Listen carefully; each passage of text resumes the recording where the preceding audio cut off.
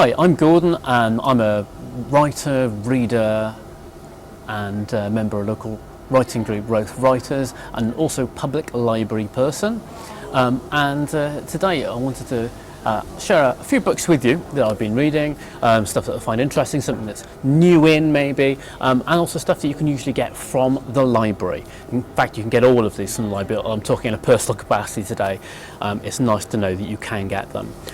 So what I'd like to talk about first is the book We Do What We Do in the Dark, which is here, and that's by Michelle Hart. And it's the only item of fiction on our little list today, and it's a novel written in past tense. It's in neat, almost dispassionate sentences, and it follows a young woman who begins an affair with an older woman, a professor at her college, and it's a novel about shame and loss and selfishness and desire and possibly an abuse of power. All the good stuff, basically. And it's newly out via Tinder Press. And I'll read you just a couple of quotes that will give you a little bit of an idea from the back here. This is from Torrey Peters, author of Detransition Baby. A beautiful book so filled with sharp longing and perfectly phrased vulnerability that I read it in a reverent hush. Now, I think that is a pretty good recommendation. And I can tell you that on an agreeably slim 210 pages or thereabouts, it's something that you can devour in a couple of sittings, but also it does stay with you. Next up, we have the book Welsh, Plural, Essays on the Future of Wales. That's via the editorial team of Darren, Chetty and 3 other contributing editors. And this is out through Repeater Books. Now, it's looking at the pluralities of existence within Wales, how we look at each other within Wales, and where those attitudes might take us in the future. Now, perhaps my favourite essay so far is Morgan Owen's essay, which is called Ghost or Reflection, Merthyr, the Welsh Language and Identity. Now, I'm going to fess up, I'm as guilty as anyone else of cracking the occasional Merthyr Tydfil gag. But after reading this essay, it does give me, or has given me, pause to think again to some extent, because Morgan makes the point here, very eloquently within his essay, that being from Merthyr as a first language Welsh speaker means that you're essentially not a part of the South Walian English-speaking culture, I'm speaking broadly of course, or the North/West Walian Welsh-speaking culture. You essentially exist nowhere. And he makes some very interesting points regarding this. Of course, there's many of the great essays within the book, including those by Dire Shawa and Candace Siobhan Walker.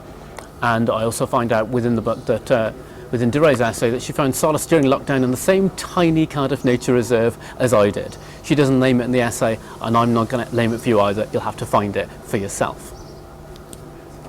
Next up, we're looking at The Sound of Being Human by Jude Rogers. Now, that's out through White Rabbit Books, and Jude Rogers is a journalist specialising in music and culture who's been writing for, amongst others, The Guardian and Observer for a number of years. She's also the co-editor of Under My Thumb, which is a feminist essay collection about songs that hate women and the women that love them, which came out about 4 or 5 years ago. Also through Repeater Books, we've just looked at a few moments ago with Welsh Plural. Now, the book is both a personal journey, it has elements of memoir in it, and looking at the points in her life when music has really taken hold, and it's been part of her life from such an early age. It starts, her first memories are when she was just 2.5 years old, stood at the sink in her grandparents' house. And it picks a song at each point, Buffalo Stance, Prince Charming, Super Trooper, which begins it. But it also looks, as well as that, at the science of music, as she speaks to scientists and she speaks to researchers, looking at how we process music, what it does to us, and how it becomes on a cognitive level a part of our lives. Also, within the Sound of Being Human, we encounter experts in fandom who themselves have been Uber fans. And I was delighted to see that in the book Jude speaks to Dr. Lucy Bennett, an expert in fandom and a lecturer in media and culture in Cardiff. And I'm fortunate to actually know Lucy a little through my friend Bill Cummings. So it was delightful to suddenly see her name pop up in that, and it genuinely is a delight to read how Jude as a writer and Lucy interact and share a real kind of joy and similar experiences in their fandom growing up in the 90s of REM. And including an interesting experience where seeing them live in the seemingly cavernous Cardiff Arms Park in '95, they actually find it a disappointment as for the first time they have to share their fandom with all these other people. We're also going to look at some poetry today, not the only book with a Welsh connection today, but this is the collection Boy Running by Paul Henry, which was published a few years ago in 2015 by Seren Books. Now, Paul actually has a new collection that's just come out also through Seren called As If to Sing, and that's on my to-read list. But I've been digging back into this from 2015 and I've really been enjoying it. It's a collection that talks about the experience of finding yourself suddenly old in a studio flat upriver from where you used to live, dealing with the breakdown of a relationship. And it's very beautiful, it's very concise. And Paul Henry is universally known as a lyric poet, and you'll find ample evidence of that here, and I'm sure very much so in his new work as well. It also contains the beautiful poem Under the River, and I think this contains perhaps one of my favourite lines of English language poetry, to be honest, and it begins with the line simply, "Under the river a deeper river runs." And the sounds in that I can roll around in my mouth happily all afternoon. So this is definitely a collection that I would recommend. It's something you can recommend to people who perhaps only read a little poetry or people that read a lot.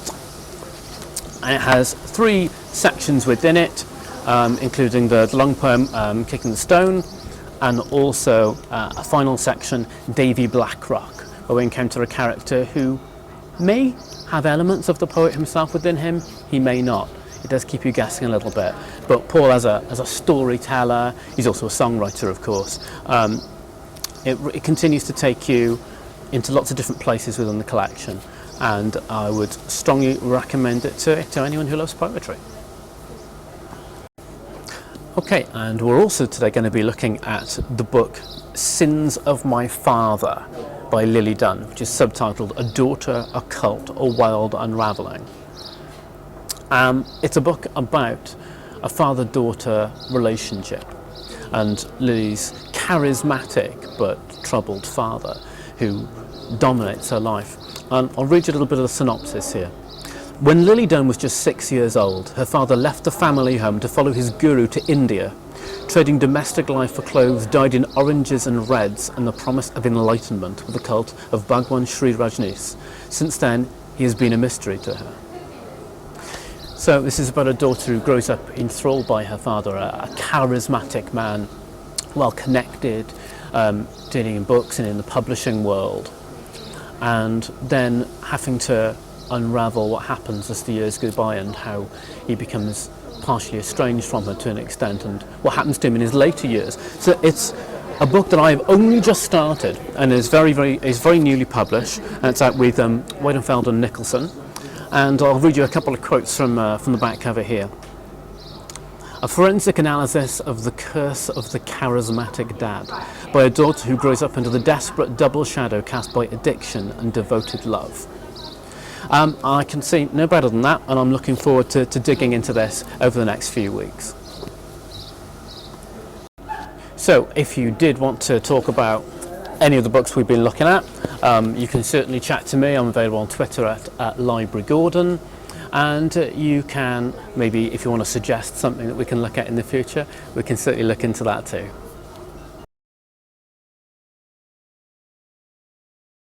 All of the books we've been looking at are available from the local library service in Cardiff, and I'm showing other library services across Wales.